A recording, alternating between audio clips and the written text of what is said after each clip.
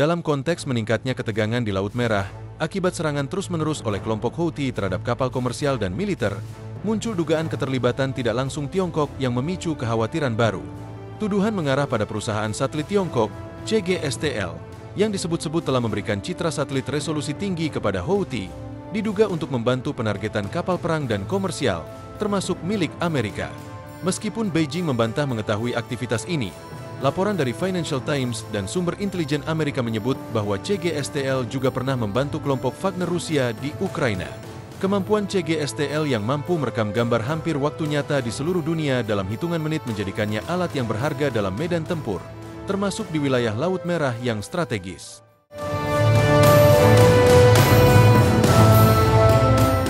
Dugaan lainnya termasuk penyediaan komponen senjata dan sistem panduan buatan Tiongkok kepada Houthi, ditambah informasi bahwa kapal berbendera Tiongkok kemungkinan menerima perlakuan berbeda dalam wilayah serangan Houthi, meski tidak semua laporan konsisten. Para analis melihat kemungkinan motif Tiongkok adalah untuk menguras sumber daya Amerika dengan memaksa mereka terlibat lebih dalam di Timur Tengah, mengalihkan perhatian dari Indo-Pasifik. Dalam skenario ini, Tiongkok diuntungkan secara strategis, ekonomi, dan diplomatik, karena bisa menjaga jarak dari konflik langsung sambil memperlemah dominasi Amerika. Di sisi lain, Amerika telah menanggapi dengan pengerahan besar kekuatan militer, termasuk 2 kapal induk, sistem pertahanan rudal Patriot, pembom B-2, dan ribuan pasukan di kawasan, sebagai bentuk pencegahan dan respons atas agresi dari Iran serta proksinya, Houthi. Pengerahan kekuatan ini menegaskan keseriusan situasi yang berpotensi menjadi konflik yang lebih luas. Meski Cina menyangkal keterlibatan langsung, tuduhan atas dukungan terselubung melalui perusahaan-perusahaan terkait militer tetap menjadi bagian dari narasi besar bahwa Beijing, bersama dengan Moskow dan Teheran, mungkin sedang menyusun ulang tatanan global melalui konflik-konflik proksi yang melemahkan pengaruh Barat. Amerika kini dihadapkan pada pilihan sulit antara menjaga stabilitas regional dan mempersiapkan konfrontasi strategis di Indo-Pasifik, sementara tekanan terhadap Iran terus meningkat melalui sanksi ekonomi, serangan udara terbatas, dan diplomasi intensif.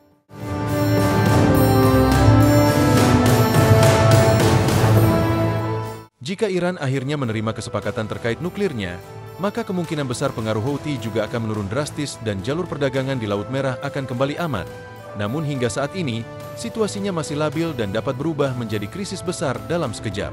Ketegangan di Laut Merah terus memuncak seiring dengan meningkatnya serangan oleh kelompok Houthi terhadap kapal-kapal dagang dan militer. Sementara dugaan keterlibatan tidak langsung Tiongkok menambah lapisan kompleksitas geopolitik di kawasan tersebut. Perusahaan satelit militer Tiongkok, CGSTL, dituduh memberikan citra hampir waktu nyata kepada Houthi, memungkinkan mereka menargetkan kapal Amerika dan sekutunya, meskipun Beijing menyangkal tuduhan ini.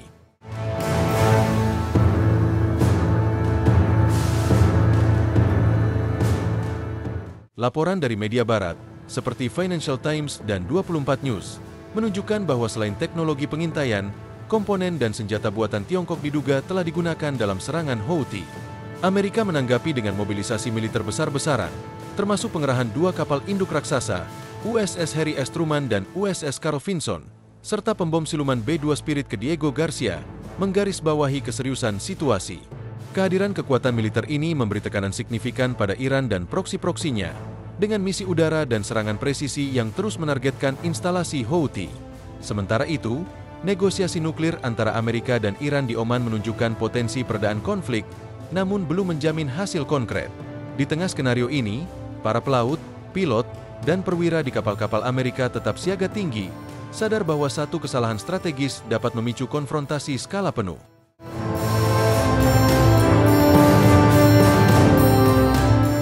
Komunitas internasional kini menghadapi dilema besar. Apakah membiarkan permainan bayangan kekuatan besar ini terus berlangsung, atau mengambil langkah tegas untuk menstabilkan jalur pelayaran vital dan mencegah konflik yang lebih luas? Di balik layar, dinamika regional pun ikut berubah. Negara-negara Teluk seperti Arab Saudi dan Uni Emirat Arab mulai meninjau kembali posisi mereka, terjebak antara kebutuhan untuk menjaga hubungan dagang dengan Tiongkok dan tekanan keamanan akibat agresi Houthi yang kian berani. Riyadh, yang selama ini menjaga dialog rapuh dengan Teheran, kini menghadapi dilema strategis. Apakah akan kembali merapat ke koalisi militer Amerika atau terus mendorong jalur diplomasi dengan Iran? Sementara itu, Israel yang sejak awal mencurigai pengaruh Iran di Yaman, meningkatkan patroli angkatan lautnya di Laut Merah bagian selatan, memperingatkan bahwa setiap ancaman terhadap kapal komersialnya akan dibalas secara langsung.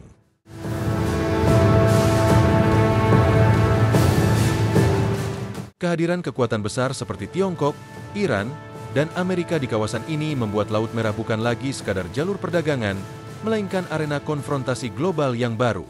Analis memperkirakan bahwa jika bukti keterlibatan Tiongkok dalam pemberian intelijen kepada Houthi semakin menguat, Washington akan menghadapi tekanan domestik dan internasional untuk menanggapi, baik dalam bentuk sanksi maupun tindakan langsung. Hal ini berisiko memperburuk hubungan Amerika-Tiongkok yang selama ini sudah rapuh akibat isu Taiwan, teknologi, dan perdagangan. Di sisi lain, kelompok Houthi tampaknya justru semakin percaya diri. Dengan akses ke teknologi pengintaian canggih dan sistem senjata jarak jauh, mereka tak lagi sekadar bertahan, mereka mulai memproyeksikan kekuatan. Beberapa kapal dagang dari negara netral bahkan mulai mengubah rute pelayaran, memilih jalur yang lebih panjang lewat Tanjung Harapan demi menghindari potensi serangan.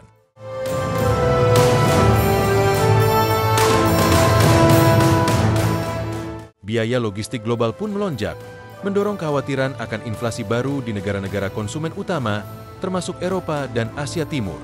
Dalam kekacauan ini, satu hal menjadi jelas, Laut Merah telah berubah dari sekadar jalur pelayaran menjadi titik nyala geopolitik yang bisa mengguncang tatanan dunia jika tidak dikelola dengan diplomasi yang cermat dan kekuatan yang terukur. Ketika ketegangan terus meningkat, Dewan Keamanan PBB menghadapi tekanan besar untuk bertindak. Namun, seperti konflik besar lainnya, Dewan terpecah. Amerika Serikat dan Inggris menyerukan resolusi keras terhadap Iran dan Houthi, sementara Tiongkok dan Rusia memveto dengan dalih kurangnya bukti langsung dan potensi eskalasi yang tidak diinginkan. Ketidaksepakatan ini membuat PBB tampak lumpuh dalam respons salah satu ancaman maritim terbesar abad ini.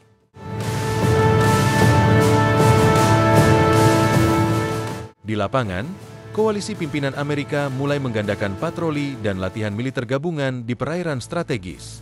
Kapal induk dan kapal selam nuklir dikerahkan, sementara pesawat pengintai tanpa awak secara rutin menyisir langit Yaman. Meski secara resmi operasi ini bertujuan melindungi kebebasan navigasi, sinyalnya jelas, supremasi maritim barat tidak akan dibiarkan diganggu. Namun yang menjadi perhatian besar adalah apa yang belum terlihat, peperangan siber. Intelijen menunjukkan bahwa sistem navigasi kapal dagang tertentu sempat terganggu oleh serangan elektronik yang diyakini berasal dari unit proksi Iran di Yaman. PBB, ini akan menandai babak baru dalam konflik, di mana pelayaran tidak hanya terancam oleh rudal, tetapi juga oleh sinyal palsu, manipulasi data, dan sabotase digital.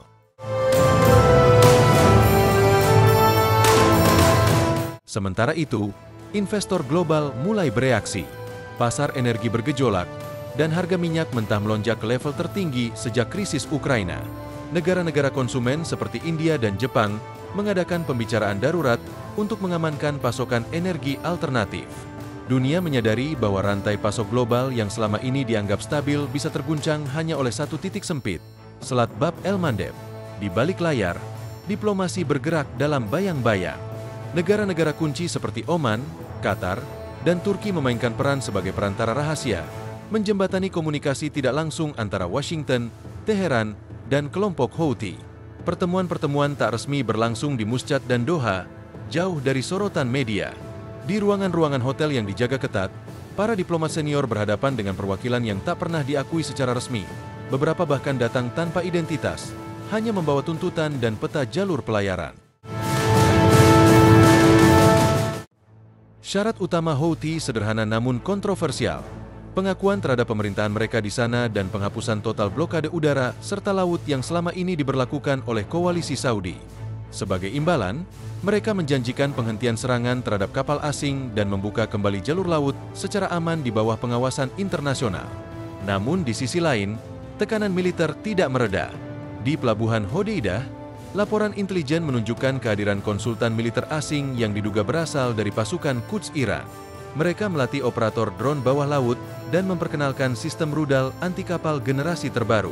Amerika Serikat menyadari bahwa konflik ini bukan lagi hanya soal Yaman. Ini tentang siapa yang mengendalikan arus barang, energi, dan kekuatan di abad ke-21.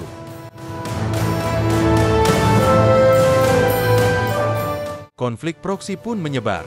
Di Somalia dan Djibouti, kelompok bersenjata yang diduga mendapat sokongan dari Houthi mulai menyerang depot logistik milik kontraktor barat.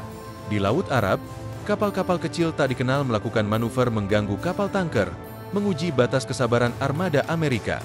Sementara itu, di Teluk Persia, negara-negara seperti UEA dan Arab Saudi memperkuat sistem pertahanan pesisir mereka. Israel, yang diam-diam memantau perkembangan, mulai menawarkan kerjasama intelijen kepada negara-negara Teluk, memanfaatkan situasi untuk memperkuat hubungan strategis yang selama ini tersembunyi. Saat Laut Merah berubah menjadi zona perang bayangan, dunia mulai merasakan gemetarannya. Pelabuhan-pelabuhan di Asia Timur mendadak menumpuk kontainer. Pengiriman dari Shanghai ke Rotterdam, yang biasanya hanya butuh 2 minggu lewat Rusan Suez, kini memakan waktu lebih dari sebulan karena kapal harus mengitari Tanjung Harapan di Afrika Selatan. Harga pengiriman melonjak. Indeks Freightos Baltic Index, barometer utama biaya pengapalan global, melonjak lebih dari 300% dalam hitungan minggu. Perusahaan logistik besar seperti Maersk dan MSC mengalihkan armada mereka, tapi mereka tahu ini hanya solusi sementara. Rantai pasok mulai goyah. Di Eropa, pabrik-pabrik otomotif di Jerman dan Prancis terpaksa menghentikan produksi karena kekurangan suku cadang. Di Afrika Timur, harga bahan pangan melonjak akibat keterlambatan impor gandum dari Ukraina dan Rusia. Negara-negara seperti Ethiopia dan Sudan, yang bergantung pada pelabuhan Laut Merah untuk ekspor dan impor, mulai mengalami tekanan inflasi yang mengancam stabilitas sosial. Di negara berkembang, terutama di Asia Selatan dan Afrika Barat, krisis mulai terasa di dapur rumah tangga. Kenaikan harga BBM dan bahan pangan menjadi pemicu demonstrasi di kota-kota besar seperti Dhaka, Lagos, dan Karachi. Pemerintah setempat, yang sebelumnya menganggap konflik di Yaman sebagai isu jauh di luar wilayahnya, kini harus menghadapi tekanan domestik yang makin membesar. Bank Dunia dan IMF mulai menggelar rapat darurat. Mereka khawatir bahwa jika gangguan ini berlanjut, dunia akan menghadapi gelombang resesi baru, lebih tidak merata dan lebih brutal bagi negara-negara miskin. Ironisnya, di tengah krisis, ada pula yang diuntungkan. Perusahaan-perusahaan energi di Amerika dan Norwegia menikmati lonjakan permintaan gas dan minyak dari Eropa. Bursa berjangka di Chicago dan London menyaksikan perdagangan komoditas melonjak drastis.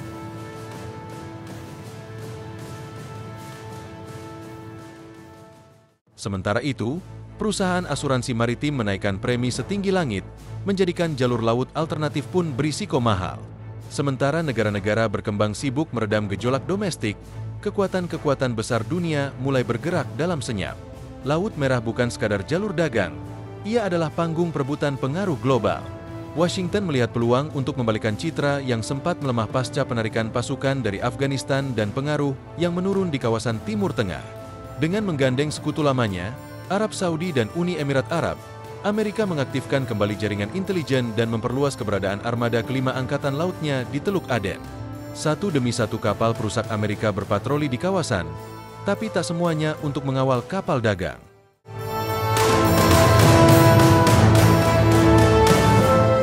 Beberapa di antaranya dilengkapi sistem peperangan elektronik dan drone intai untuk memantau aktivitas Houthi dan, diam-diam, juga pangkalan-pangkalan militer milik Tiongkok dan Rusia di Afrika Timur. Dalam sidang tertutup Dewan Keamanan, diplomat Amerika mendesak diberlakukannya no-fly zone di atas Yaman Utara. Dalihnya, demi kemanusiaan. Tapi analis yang lebih jeli tahu, ini adalah bagian dari peta besar, mengunci akses Iran dan menegaskan kembali dominasi Amerika di jantung rute dagang dunia. Beijing bermain catur jarak jauh. Lewat inisiatif Belt and Road, Tiongkok sudah menanam investasi besar-besaran di pelabuhan Djibouti, Gwadar, Pakistan, dan Lamu, Kenya. Kini, dengan Laut Merah terancam, Beijing mengirimkan armada pengawalnya sendiri, secara resmi untuk misi anti pembajakan.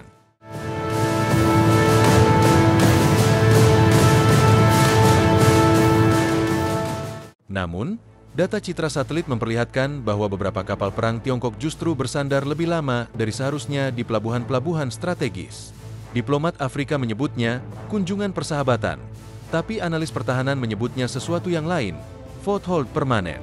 Beijing tak ingin terlibat langsung dalam konflik, tapi mereka juga tak akan membiarkan jalur pasok energinya dari Teluk terganggu. Sebuah dokumen bocoran menyebutkan bahwa Tiongkok tengah menyiapkan proposal juru damai untuk krisis Yaman, menawarkan solusi mediasi yang menyisihkan Amerika dan Eropa. Rusia, sementara itu, memanfaatkan kekacauan untuk menjual lebih banyak minyak dengan diskon kepada India dan Tiongkok, memperkuat aliansi Eurasia yang sedang tumbuh. Dalam diam, Wagner Group, meski secara resmi sudah dibubarkan, diduga aktif lagi di Sudan dan Eritrea, memberi pelatihan militer kepada milisi-milisi lokal sebagai bagian dari perluasan pengaruh tak resmi Rusia. Moskow tahu, dunia sibuk dengan inflasi dan logistik. Saat perhatian global teralihkan, Rusia memperkuat cengkeramannya di Afrika, satu pelabuhan demi satu. Bukan mustahil, suatu hari nanti, mereka akan punya kendali atas selatan Laut Merah dari arah daratan. Dunia tengah menyaksikan konflik hibrida, bukan perang terbuka, melainkan manuver senyap penuh strategi. Masing-masing negara memainkan bidaknya, memutar arah sejarah melalui jalur kapal kontainer dan pangkalan tersembunyi. Sementara negara-negara besar memetakan jalur pengaruhnya, dari lorong-lorong pasar hingga ruang makan keluarga, rakyat mulai merasakan beban yang tak tertanggungkan. Bukan hanya sekadar angka inflasi atau keterlambatan barang, tapi rasa kehilangan kendali atas hidup sendiri.